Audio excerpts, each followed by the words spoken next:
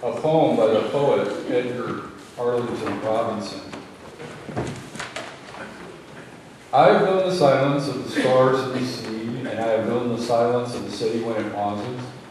I have known the silence that comes between a man and a woman, and the silence of the sick when their eyes roam about the room, and I ask, what can I say?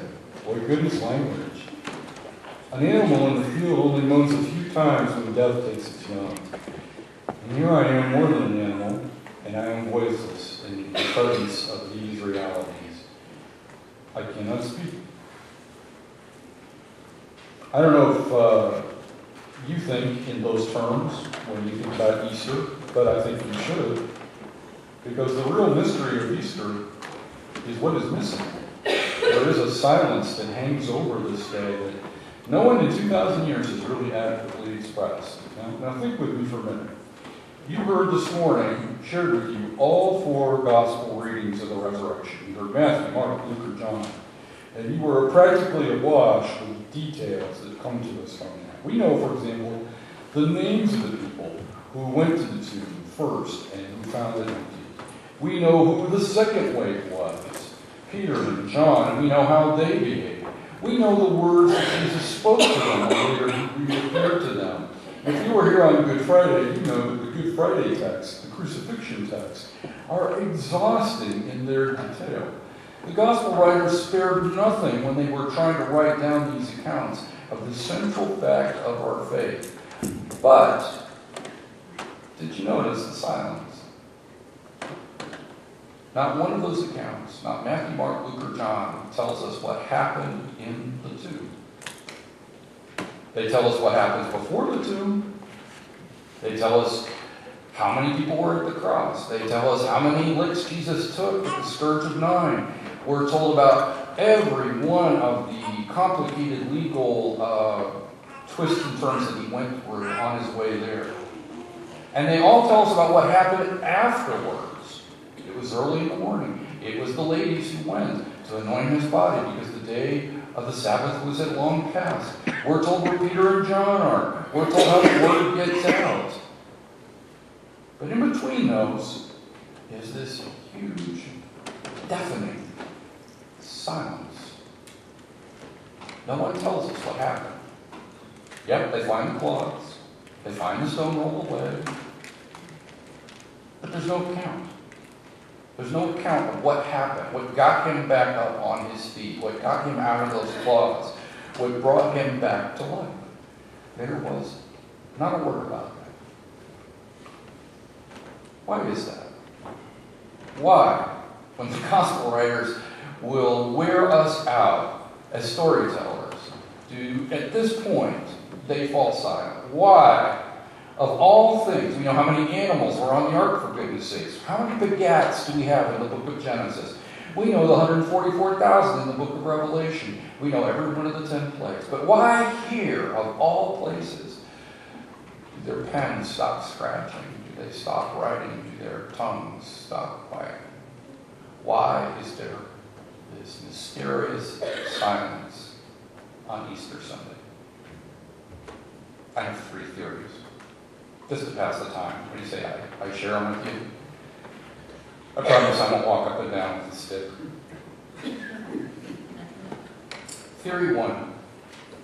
They were in shock. They were in shock. You know what that's like, right? You have an automobile accident.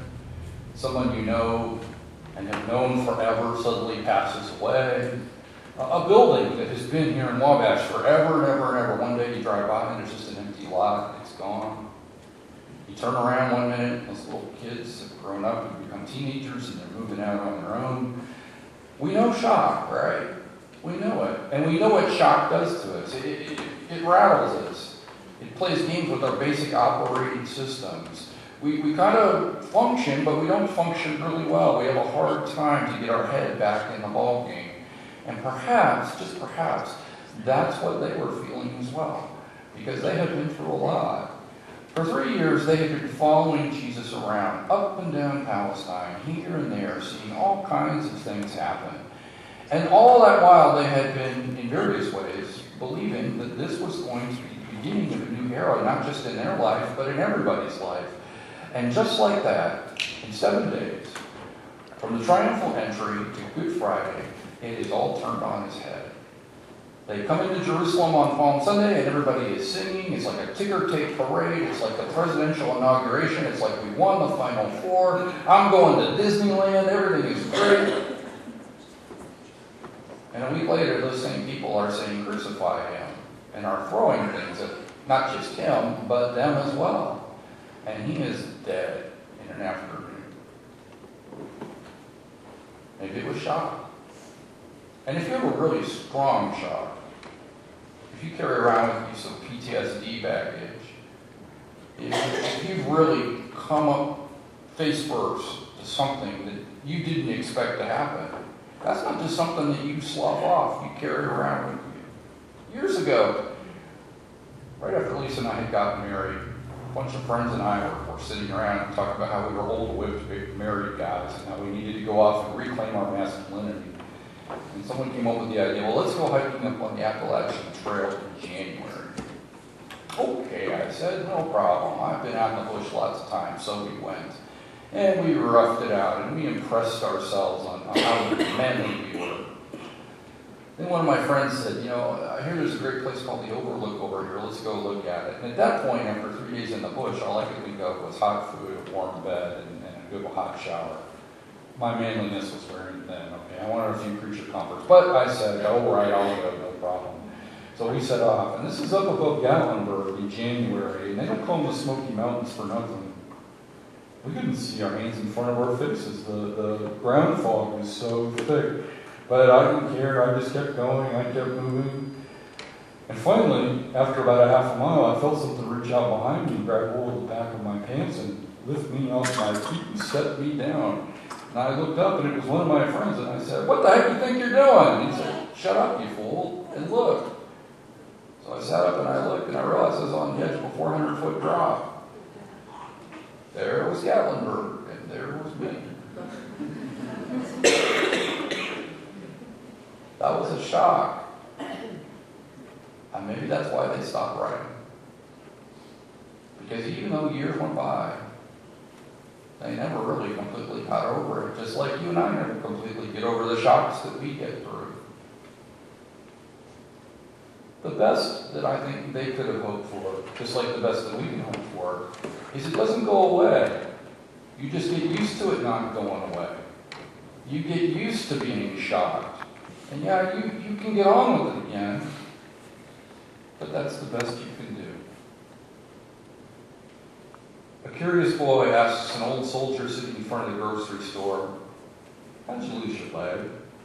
And the old soldier is struck with silence. His mind flies away. He cannot concentrate on a place called Gettysburg.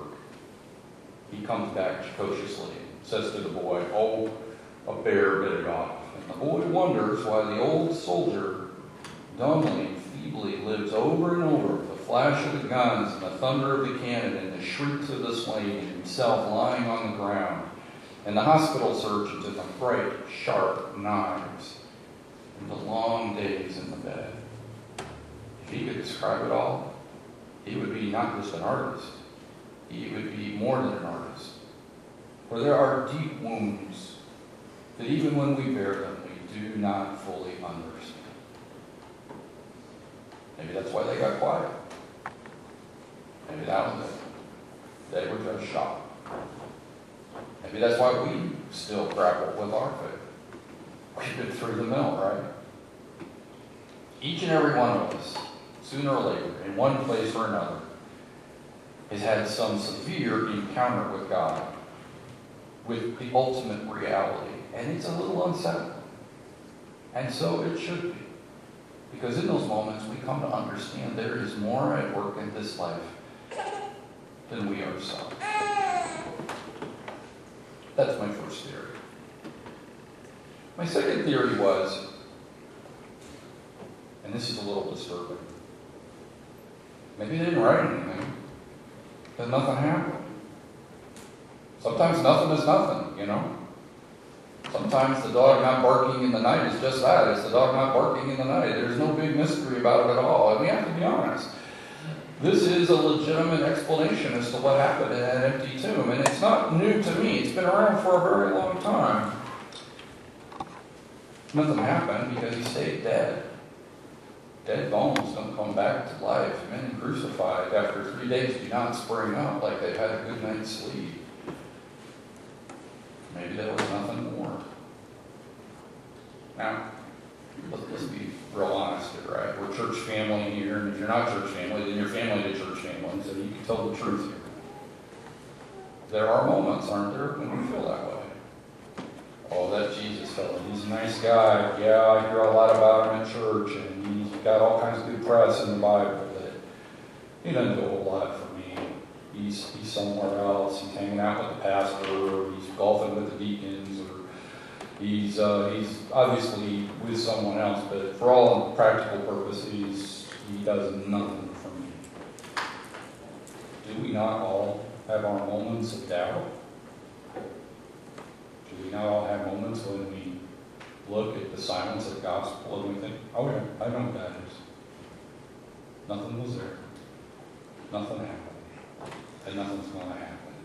And we can gin up all this God talk all we want. We can spruce ourselves up with our Sunday go to meet clothes. But this believing business, well, it's hard. Or if it comes too easy for you, it's because you're soft-headed and you're foolish. There, I've said it. I've said the truth that all of us think about from time to time. It's a wonderful, grand, venerable bit of nonsense. And it doesn't mean anything to you. Can I tell you the secret? You could say that here. You could say that here. That's why they call it a sanctuary. Because it means it's a safe place. It's a place where you can be honest and truthful. It's a place where you can confess, I don't understand. And to be honest with you, Pastor, those people who do think they understand, they scare me more than anything else. Doubt is not a bad thing. In fact, if you didn't doubt, if you were compelled to believe, well, it'd be a lot like this. God walking up and down through existence saying, believe in me, or whack. Believe in me, or here with the hook. Believe it or not, your doubt is actually a gift from God. It is a sign that God loves you too much to program you like a piece of hardware. He allows you to choose. And what a gift that is. Because He not only gets to choose the good, He also opens up the door for you to choose that which is not good.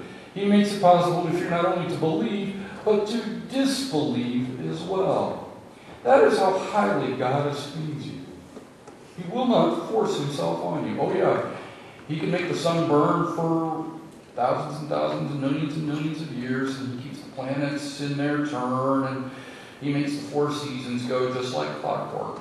But it's hands off as far as you're concerned. God allows you to doubt, because God allows you to choose.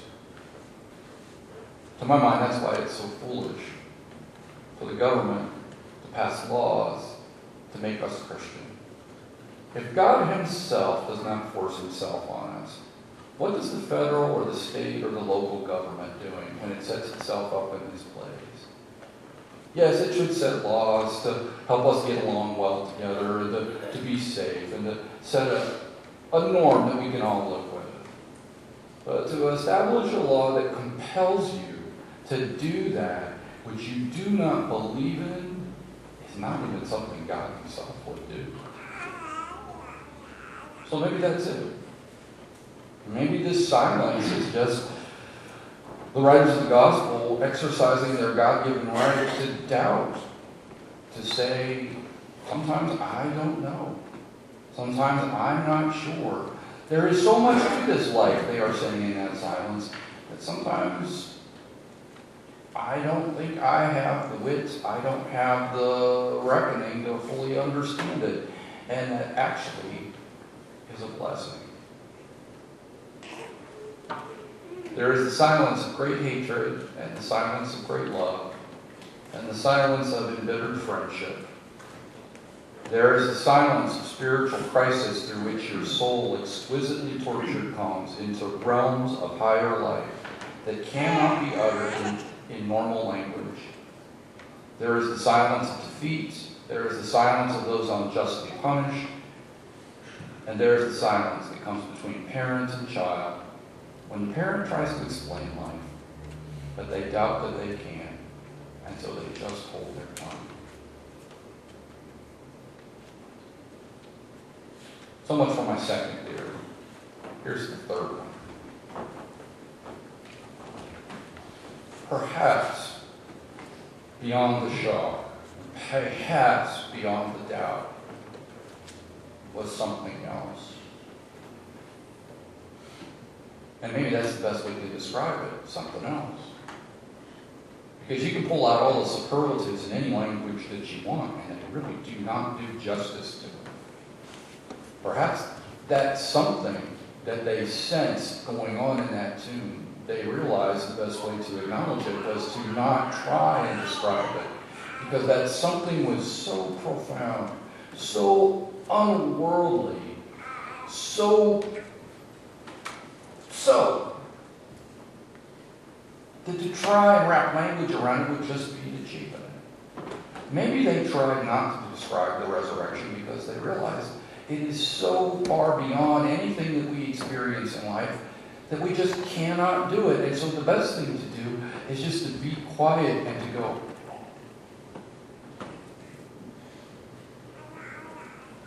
maybe that's what that silence meant. Something happened in that tune, not just to Jesus, but to all of reality. Something happened in that hollowed out cave borrowed from Joseph of Arimathea that we just can't describe. We literally cannot describe. It is not just peculiar, it is more peculiar than any of our experiences. I think in our own way, each of us understand that kind of silence. Have there not in your life just been moments when something happens and you're just, I don't know what to say? Best thing you can do is let your jaw muscles go slack and your teeth show. When you become a parent, I mean, you go through all the classes, right? And they tell you what to expect, and they teach you the breathing thing. You know, and you tell, oh, I'm going to focus on this, and you've picked out the names, and you've got the nursery ready. But when the doc turns around and hands this kid to you, and the kid looks at you, that is a part of me, and yet it is more than me, right? Right? When you get married, there is a moment. It has nothing to do with the dress or the tuxes or the perfect nails that go with the shoes, that go with the sash up on this or that. Once you get past all that fall for all, it usually comes when you're exhausted and you've written about your 14th thank you note for the 15th teapot that you got. And you understand how really rich your life is with other people. That you just kind of go, oh my God. I don't fully understand this. I know I don't deserve it. But this is somehow mine. Me and this other person, we complete each other in a way that I cannot fully understand. And I get the inclination it's going to go on like this for a long time. So you just sit back satisfied and you think to yourself, I've been blessed. Happens when you're baptized. Happens when you fall in love for the first time. When someone, despite the fact that you haven't learned how to shave yet, right, loves you and squeezes your hand. It happens on the first spring day in Indiana when you know the snow will not be back for 6 to 9 months. These moments of awe come upon us. And when we are still, well, that's what the Bible says, be still and know that I am God. So says Psalm 46. And so it seems to me maybe that's what they were doing. They just shut up because they realized they were in the presence of something so vast, so powerful, so good. There really just isn't language to describe it. All you end up doing is sputtering, so, judge.